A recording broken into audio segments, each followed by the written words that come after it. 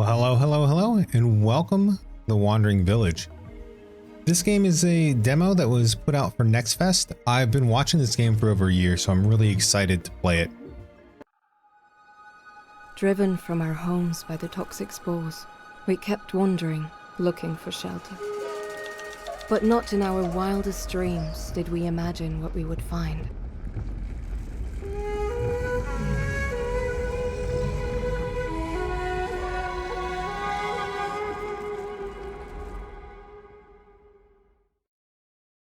So I have played this game a little bit on stream. It was a lot of fun. We're going to go ahead and skip the tutorial here. First thing we're going to do is we're going to pause the game here. Let's zoom out, see what biome we're in. So we're in a mountainous biome, which means that we can gather water. When I played this game on stream, we started out in a desert biome, which was really rough. We got a settlement over here. There's a jungle. All right, so we're going to go ahead and start here. The demo, I believe, lasts for 31 days. So we're going to go ahead and just play a little bit and let everybody experience the game. So we have 16 out of 16 people idle. First thing we want to do is start collecting, wood, trees, stuff like that so we can build. We do have a bit of wood here.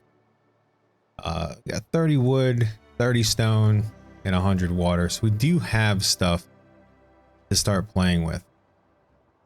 Since we have 16 people, the first thing we're going to do is we're going to build some homes. Let's go ahead and put them down here. So each of these tents can hold 2 people. We're going to need 8 tents. And we'll go ahead and put those in there. So that will allow those workers to work.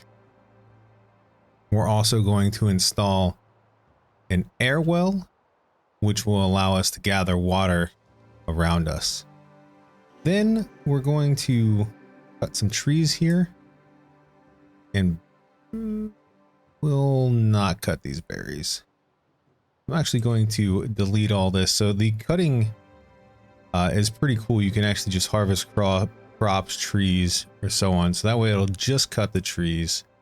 And then down here, we'll gather these stones.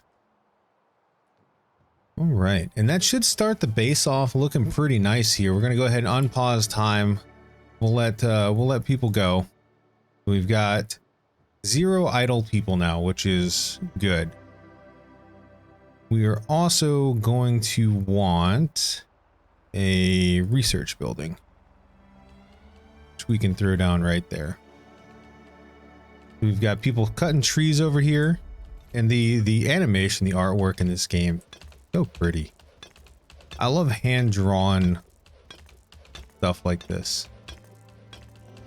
We've got stone cutters, we got tree cutters, we've got people building. All of this is fantastic. So, this is just our village that we're working on. This doesn't even account for the Onbu, which we can see that the sleepiness is decreasing.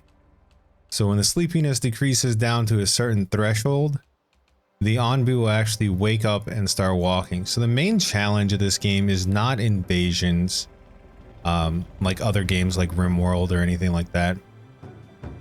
The main challenge of this game is the toxicity of your city. Okay, no.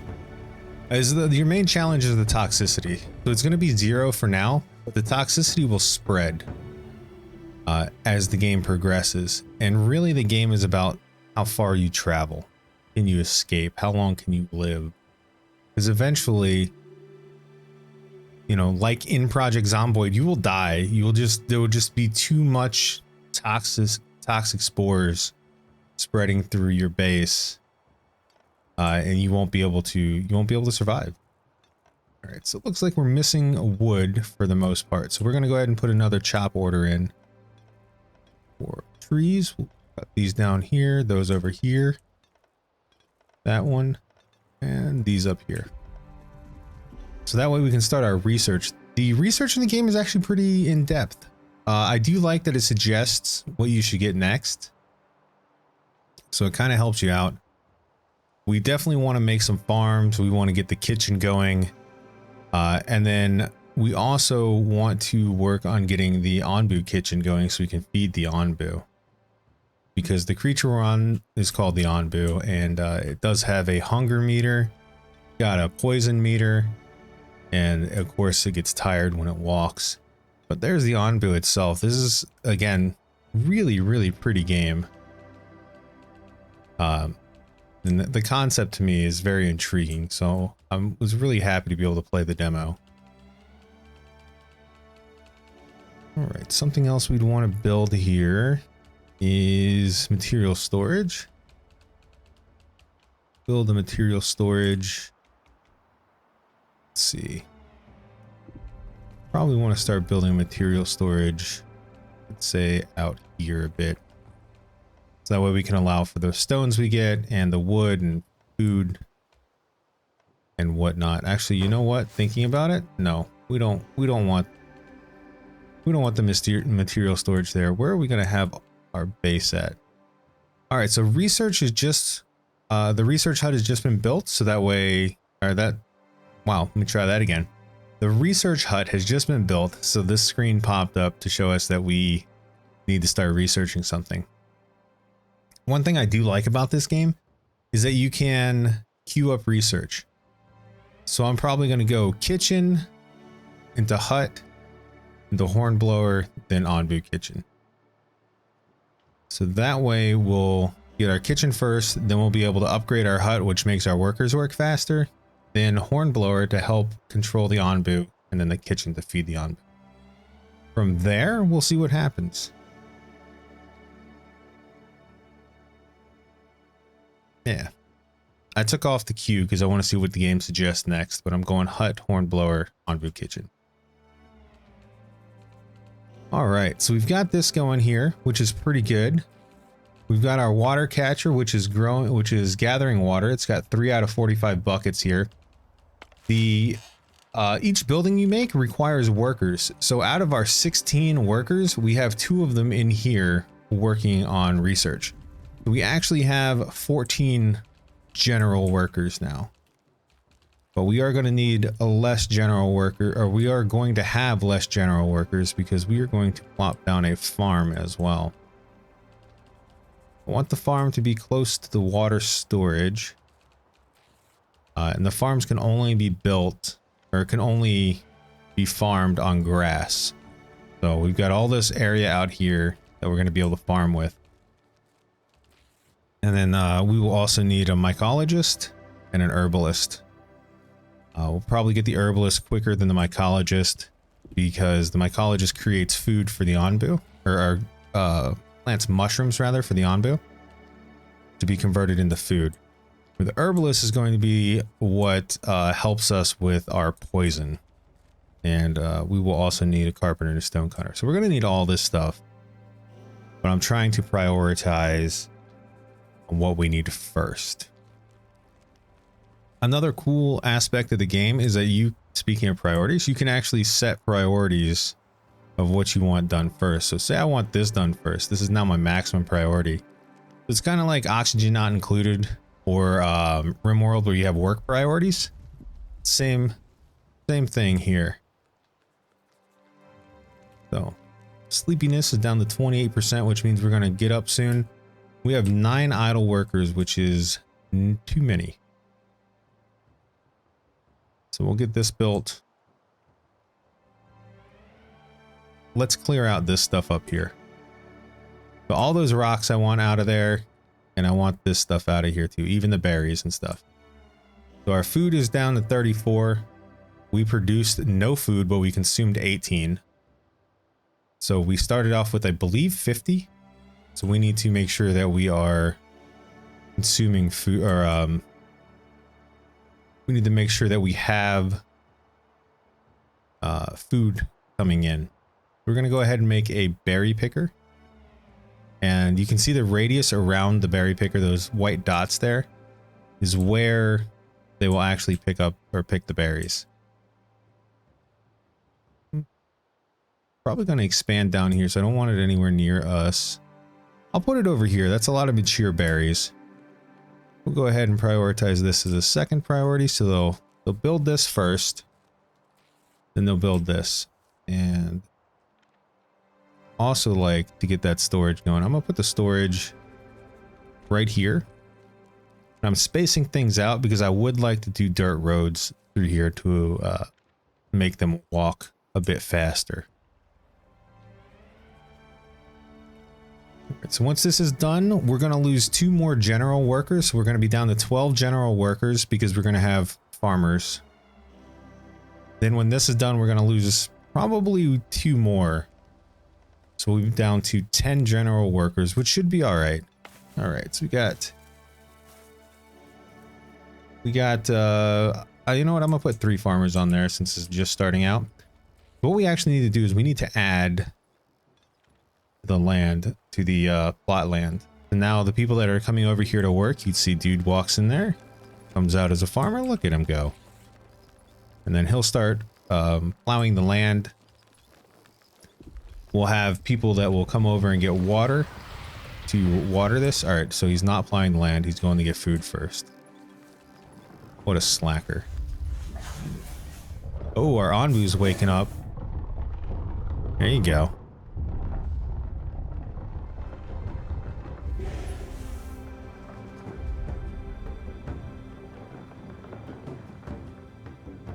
What a cool monster guy. And you can see our village growing here as well, man. It's such a cool game. Such a cool game. So we can see that we're going to go down this path, hopefully not get into any forest right now. That's our research progress up here. But if we click on the mountains, we'll see the air toxicity and the ground toxicity will increase as we continue to go. So you got normal humidity and cold temperature, which means that our crops here, it's going to affect our growth. The cold temperature is going to have our growth at 50%. However, the normal humidity here will allow for normal water process. So each biome that you go into is going to have its own challenges. And here we go. We got 2 berry pickers, so we'll have these guys collecting berries when they come work over here. So each biome you go into has its own challenge. And there's our material storage.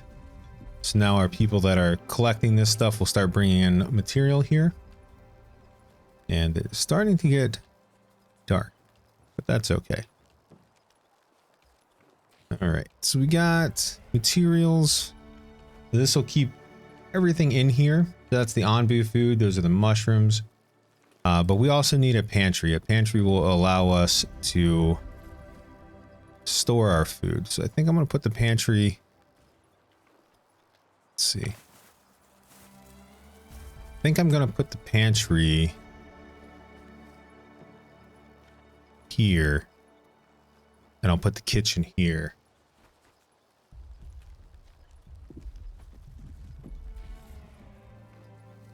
We'll put you there. And then we don't have the kitchen yet. But we're going to need the kitchen. The pantry won't cost any workers, which is all right. Let's see, we got 31 food here. So we produced 14 yesterday from the berries. So we can see our guys picking the berries over here. We ate 17. So a total of -3, -4. So we're going to eat some more. How you doing, little fella? So one thing I want to do sooner rather than later is I do want to build an herbalist. And we can tuck the herbalist up here. And then we'll also want to get a doctor, but that's all in research here. So the village doctor is in research. I feel like the game is probably going to suggest I get this next. We'll see. So we do have our plants growing here, and they do have a grow cycle, and we're actually growing beets. So we're going to probably run low on stone. I feel like that was my hindrance last time I played, was stone collection. I'm going to try to get us a bunch of stone here. Also, you can do, as you progress, you can get things like a scavenger hut, which will allow us to go out into the world and scavenge these various things here. Oh, we got some nomads over here. Oh no, we're going into a desert. Oh, the deserts are rough. That makes me unhappy, but we do have a group of nomads that are going to be joining us. We'll get a better, bigger workforce, which in turn, that will mean that we need more food. Let's go ahead back down here. Okay, so yeah, it suggests that we get a village doctor before the horn blower. All right, I'm gonna set up my research now. So we are gonna go with the village doctor. It's super important because when your people get poisoned, they'll die in a couple days. So we'll go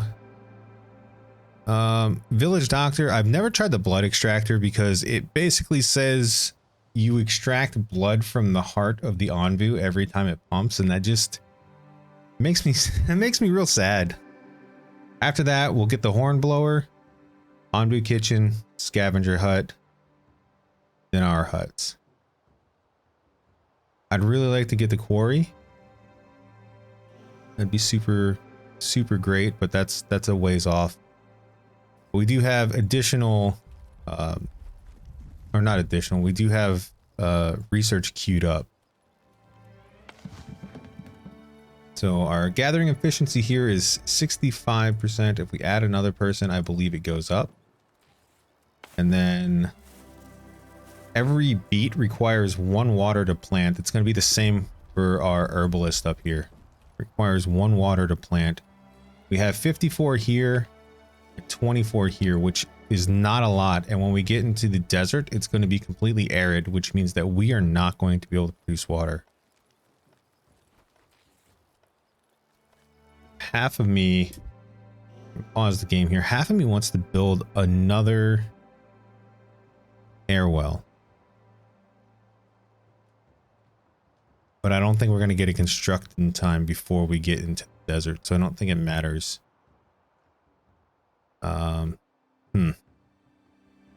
All right, what does the kitchen take? I think we need refined stuff. Yeah. So we need a stone cutter. Put the stone cutter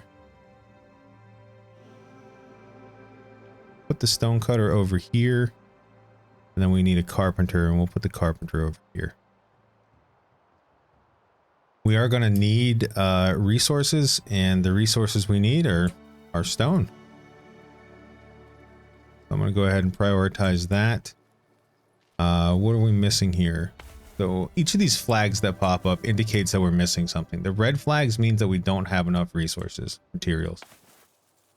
This means that we have no space for planting.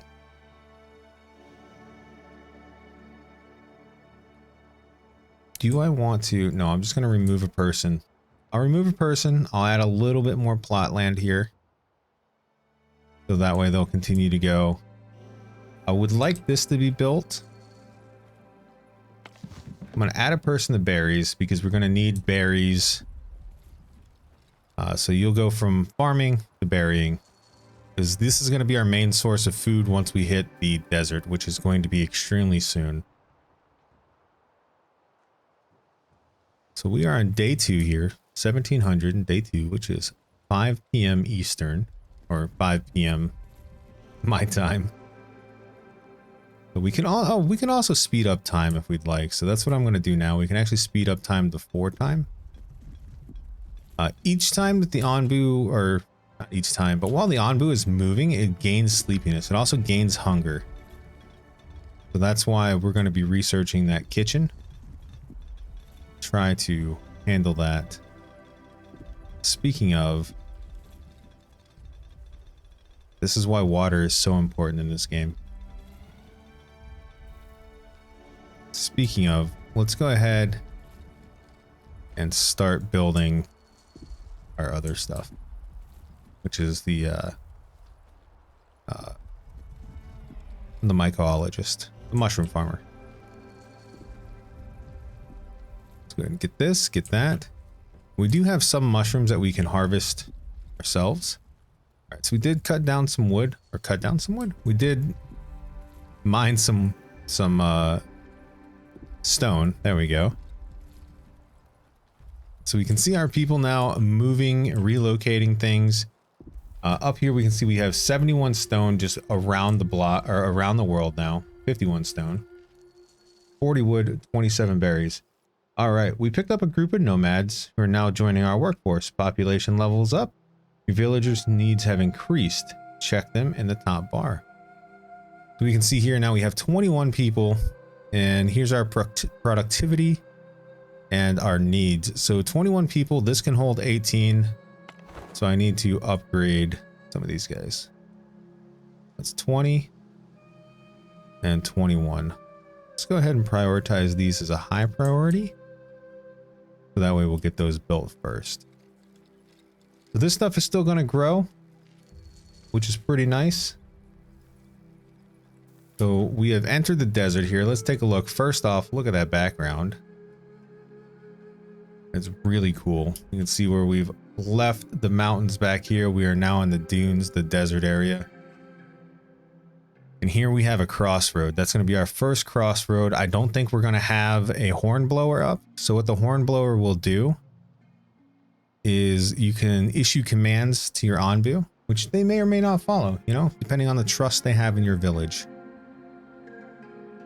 But you can issue commands, and then the Onbu will follow those commands if it trusts you, or not if it doesn't. What you can also do is you can choose which path you want to go down on your crossroads, which is super important for trying to survive. And we will see what happens there. But I think that's going to be it for this episode, friends. I really like this game. I hope you could tell by the way I was talking about it. I'm really low-key hyped about it. Try not to get overhyped about a game, but I really think this game, as long as the devs continue the progress they've made for the last year that I've been following them, as long as they continue that trend, this game is going to be wonderful. So I hope you guys enjoyed this, and if you did, check out the Wandering Village demo on Steam.